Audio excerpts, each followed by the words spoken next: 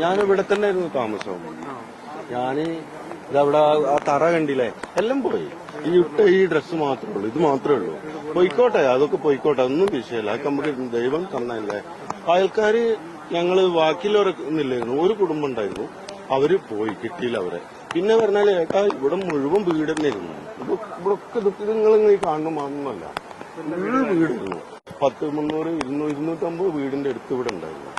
മരണസംഖ്യ എന്ന് പറഞ്ഞാൽ എത്രയൊന്നും പറയാൻ പറ്റില്ല. നമ്മളിനിപ്പോ കുറച്ച് കഴിഞ്ഞാൽ നമ്മളെ കുടുംബത്തിൽ എത്ര ആൾക്കാരുണ്ടായിരുന്നു എന്ന് അറിഞ്ഞാൽ മാത്രമേ അറിയുള്ളൂ സാറേ. എന്റെ ഉമ്മാന്റെയും എന്റെ കുട്ടികളും ഭാഗ്യം കൊണ്ട് ഞങ്ങൾ ഇവിടുന്ന് രക്ഷപ്പെട്ടു. അങ്ങനെ സംഭവിക്കുന്ന ഞങ്ങൾക്ക് ആർക്കും അറിയുന്നില്ല. ഞങ്ങൾ അത്രയും വിശ്വാസമാണ്. പുഴ അങ്ങനെ ഒഴുകണ പുഴ.